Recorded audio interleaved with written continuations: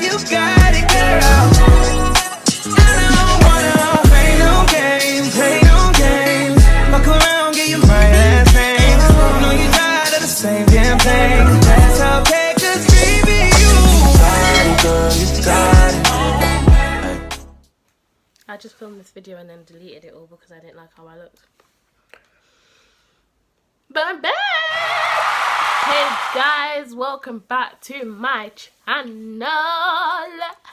As you guys can see from the title, today I am doing a video on my surgery. So for those that don't know, I have a spinal disability, which I had surgery for back in 2010 when I was 12 years old. So a lot of people don't actually know the story behind it and how I found out and anything like that. So I thought, why not do a video? I mean, it's lockdown. Only thing I've actually got to be doing is coursework, considering I have a deadline in like 6 days. But I thought, you know what? I've got the time right now, so let me just do it. So this is my story. So I have two spine conditions. The first one being spina bifida, which is basically like, I believe it's a hole in the spine or something like that. So a piece of the spine is missing. I have the occulta version, which is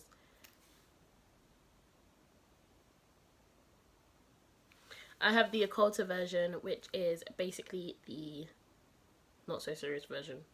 It doesn't really affect my everyday life. Nah, this eye is itching. Oh yeah, it doesn't really affect my day-to-day life. And then my second, I have an itchy stomach now. Why is everything itching? I have a second condition called spondylolisthesis, which is basically a condition where your vertebrae slips forward and rubs against the vertebrae below it. So how did I find out about this? By the way, these are both in my lower spine, so L4 to 6 I believe it was, which is the lower vertebrae. So that spider is massive. Oh no, no, no, where did that come from? Oh, there must be something I can crush it with. Can I crush it with that?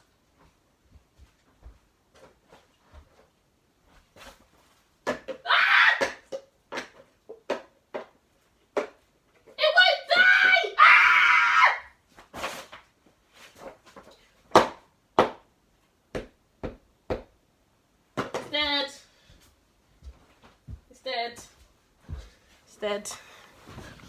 I'm back.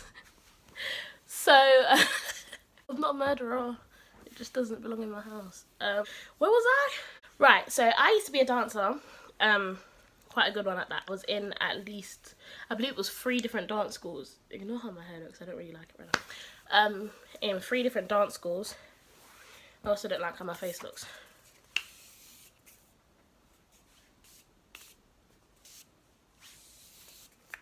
I was in 3 different dance schools at the time, and at one of my dance schools, we were stretching. So it was Saturday morning, we were stretching, and we used to do floor stretches. And at one point, I'm leaning forward to touch my toes, as you do, and my dance teacher looked at me and she was like, and I was like,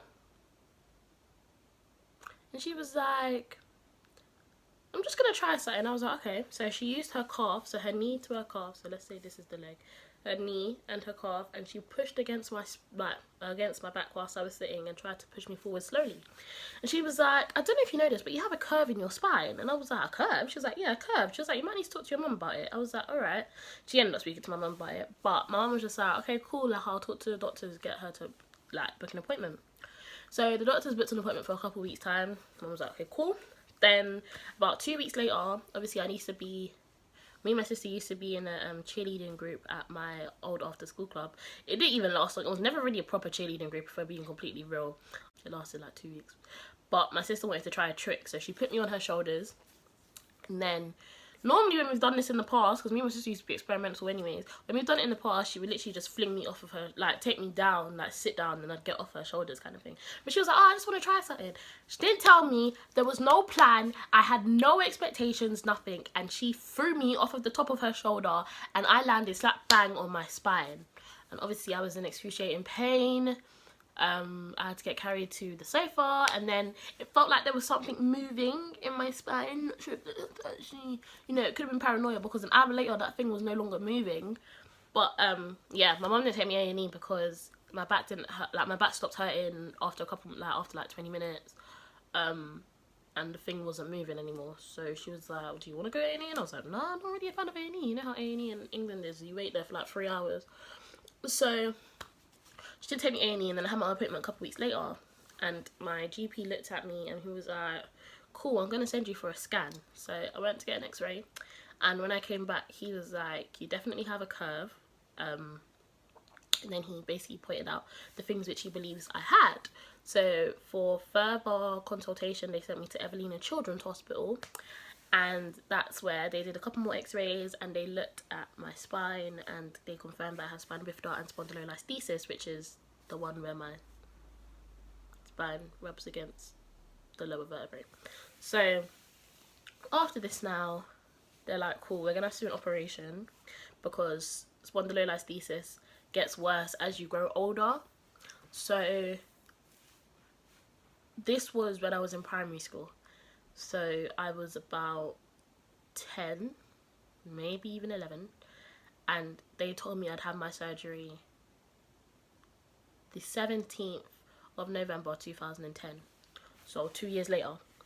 So by this time, so between the time I found out about my condition and the time I had my surgery, obviously the condition started getting a little bit worse. I had pain, I was walking weird, which my mum noticed. Obviously I didn't notice, I thought I was walking completely fine, but apparently I was walking weird. I had pain and things like that. So it comes to my surgery now. So I go in on the 16th of November, the day before, where they prep everything. At the time I was anemic, well I still am, but I was extremely anemic, so they had to take a lot of blood and basically put me up on a whole load of iron. And yeah, then the next day they woke me up, couldn't eat, had to shower, no cream, I was dry as hell, and they took me down to my surgery. Obviously they tell you, they put the mask on your face, they're like, count to 10, 1, 2, yeah. And then I came out surgery. I believe I was in ICU, but they took me straight upstairs. I wasn't in ICU for long. And the pain was intense. The pain was excruciating. It was really bad, but obviously I was on a whole load of medication. I had that morphine drip, so I was getting drugged up the whole time. It was brilliant. I mean, I was in pain, but the drugs were brilliant. And yeah, and then a week later I had to have my second surgery. So when I had my first surgery, they went through the back and they put in a bar with 6 screws. I'll put in a picture here. A bar with 6 screws. And then the week after, they had to go through the front, so through my stomach, and they used bone cement to merge and fuse everything together, basically. So during the first surgery, they took out 2 of my vertebrae, so 2 bones from my vertebrae, and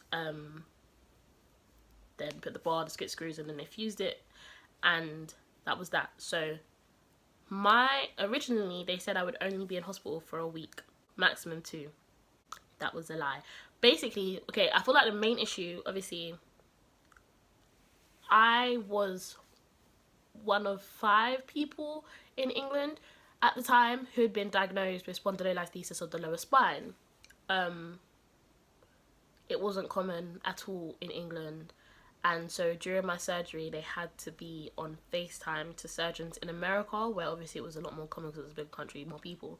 So they had to be on FaceTime to surgeons in America throughout my surgery. So I ended up getting a lot of nerve damage, which isn't, I wouldn't say it's their fault. Obviously it's the spine, that's where like the central nervous system is. So I got a lot of nerve damage, and also during my second surgery, I'm one of them people, when I go to sleep, I put my leg up like this just before I fall asleep, just to make myself a little bit more comfortable, you know, balance out the spine a little bit. And I went to sleep during my second surgery with my leg up because they injected me with the anesthesia. They didn't put it over my face, so I didn't even know that I was even about to fall asleep.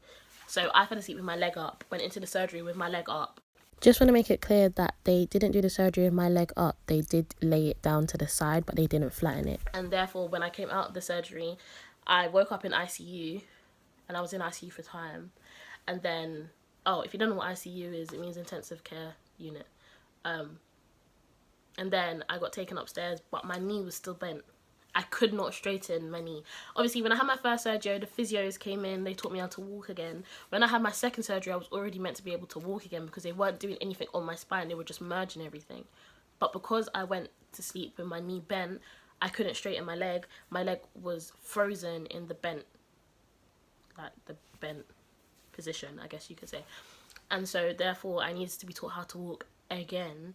But it took weeks to get my leg straight. But here's what's funny. So I went in on the 17th and they released me 2 weeks after. I went home and I was home for about a day and a half before I had to get rushed back into hospital again because I could not walk. I was in excruciating pain, and they shouldn't even have sent me home in the first place, if we're being completely honest. But because they were so set on the whole, it should only take you a week to recover, they sent me home.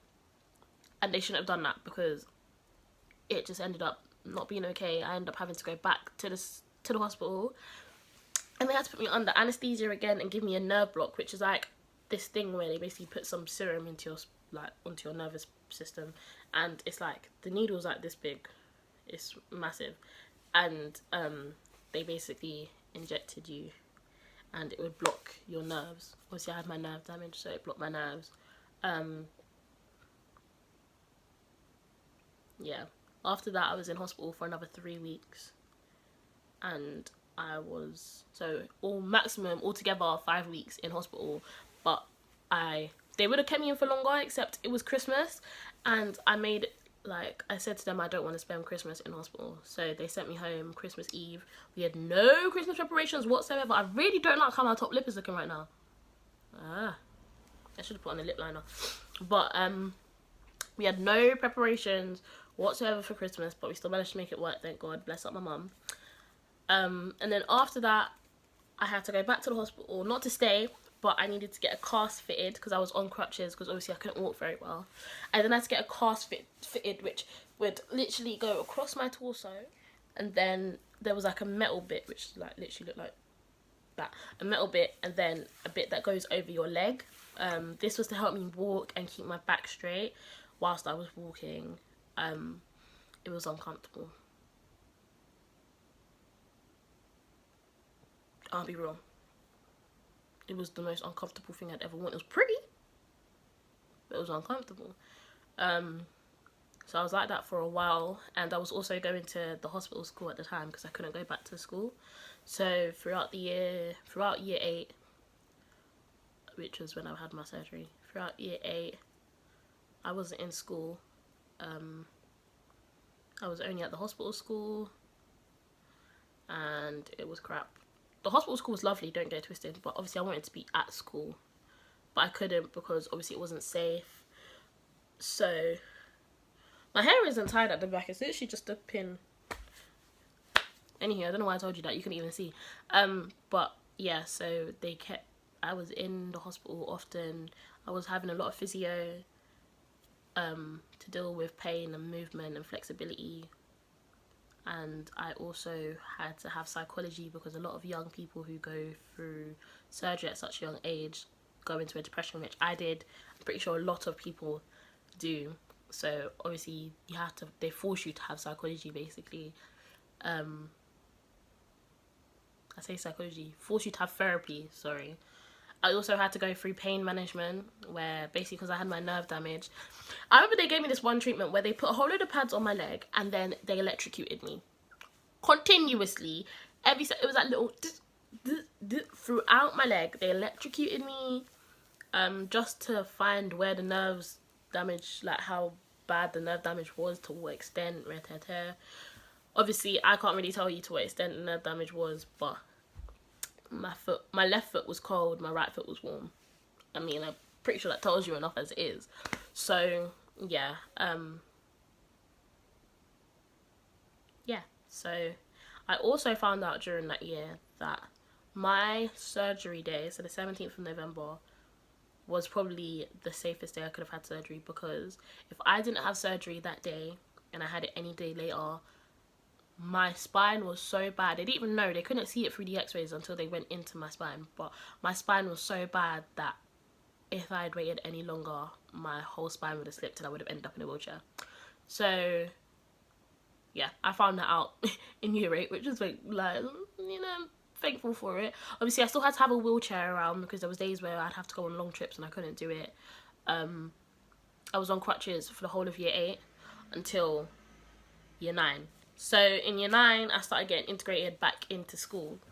I got this walking stick, which is dusty because I no longer use it, but I got this walking stick.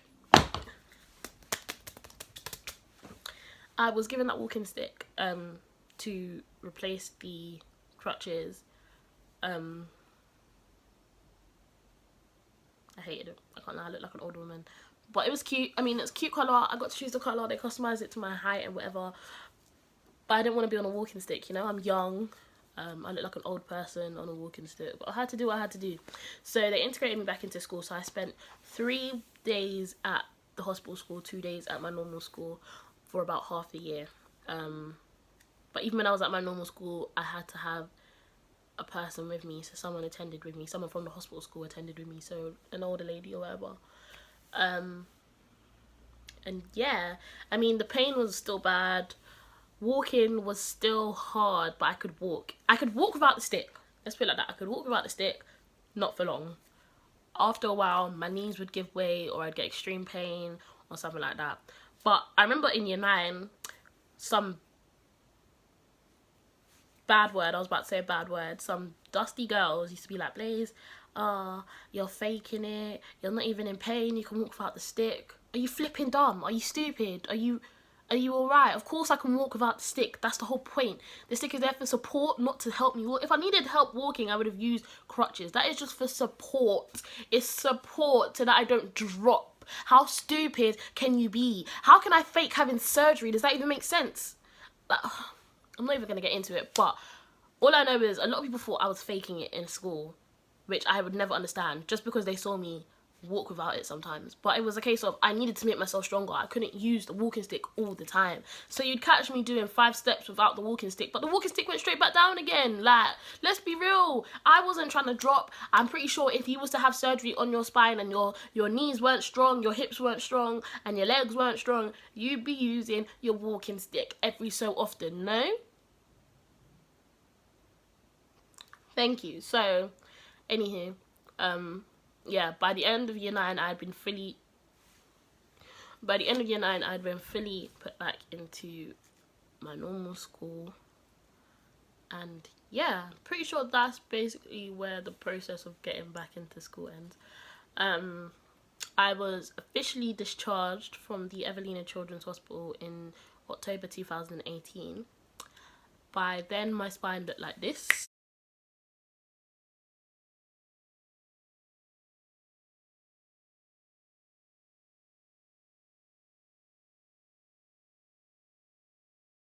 This was basically where my spine had apparently fully fused. There would be no more need for surgery. The pain was a little bit more manageable. I wouldn't say now that I don't have pain. I have serious pain, excruciating pain. On occasions, there's times where, for example, when I was in college, it was lunchtime, I was walking around and my hip locked. I couldn't move forward, I couldn't move back, I couldn't move my legs at all. My hips would not work, they would not move. And I had to get carried into my friend's car and he drove me home. From Richmond, which is far, but he drove me home, and then I had to get taken to the hospital. Even 2 days ago, I got up to go to the kitchen and my spine literally felt like it twisted and locked. Like, literally twisted, sunk in, and then locked. Couldn't move forward, couldn't move backwards, had to get carried back to my seat. Bit emasculating, but I'm not a man, so we move. To be honest, I'll be real. Having surgery is probably one of the hardest things, especially for someone so young. You have to stop doing a lot of the things you love, which is probably why they force you to do psychology, which I feel like I really didn't need at the time, because I went into a depression. Obviously, like I said at the start, I used to be a dancer, and when I had my surgery, I lost a lot of flexibility, I lost a lot of movement. I couldn't do what I loved doing, basically. And so from the age of 12 until the age of 15, I was out of dance. Couldn't dance, couldn't do nothing. Bear in mind, I was a big, like, I wouldn't say I was an amazing dancer, but I was a big dancer. Like, I'm gonna see if I can find a video, but I was a big dancer doing up shows at Hackney Empire.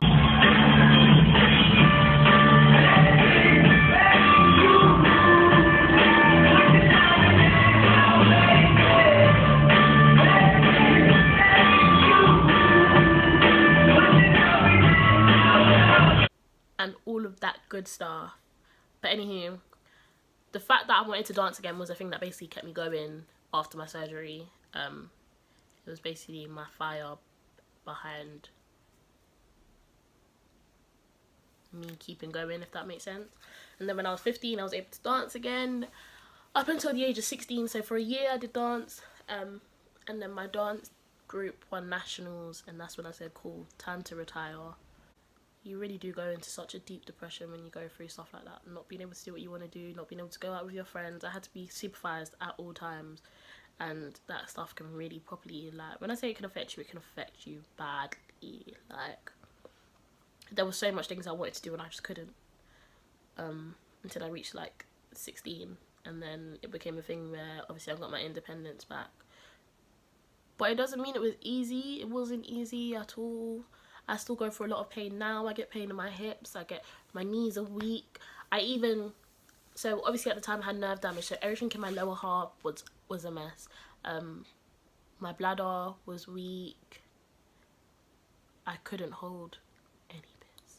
If I needed to go to the toilet, I needed to go to the toilet ASAP. And if you go to school, everyone knows in secondary school, when you go to school and you say, Miss, can I go to the toilet? They want to give you every excuse, like, you don't need to go to the toilet. I needed to go to the toilet every single time. So my lower half wasn't working great, so obviously I had to be supervised at all times. I couldn't go out by myself. Up until now obviously the pain changes. I now get cases where I can go numb. So if I'm sitting down, like right now I'm sitting down for a long period of time. If I sit down any longer, because I can actually start feeling myself going on. If I sit down any longer, I'll lose feeling in my vagina. It's a bit too much information, but in my vagina lip I'll start to lose feeling, and then it will start to go down to my, like, my leg won't go numb, but I'll start getting pins and needles all throughout my leg, all to my feet and everything, and it lasts a while.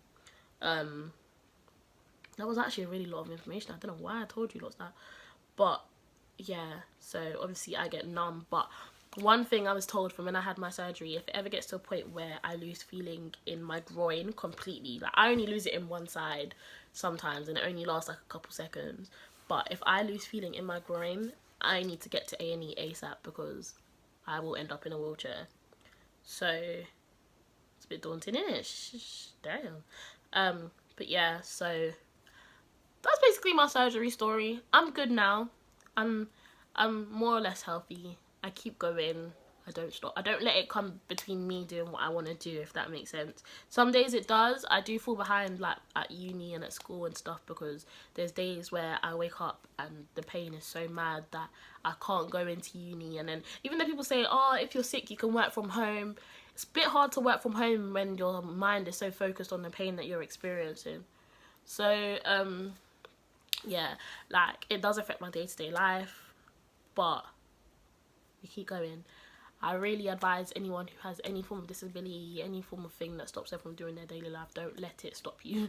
I mean, in a way it will stop you to an extent, but just keep going, keep pushing, find a way to do everything, because I found a way to do the stuff that I needed to do. I couldn't, like I said, I couldn't do dance for 3 years, but I made sure in those 3 years I was still part of a dance community. Like, I was a judge at for dance auditions. I choreographed stuff. I was like the person who, if someone's arms were sloppy, I'd be like, you need to tighten up, kind of thing. Do you get it? Like, I made sure to keep myself involved in the things I love doing. Yeah, you guys should too. So that was my surgery story of how I was born, because you're born with these conditions, with spina bifida, spondylolisthesis, and how I managed to get through it and come to where I am today. So yeah, thanks for watching, guys. I'm not about to be cliche and say subscribe, like, comment. Thanks for watching. I appreciate you guys. If I ever put up a new video again, which, I mean, don't know how long that's gonna be, but when it does happen, I hope to see you guys there. Yeah, let's get it, let's get it, let's get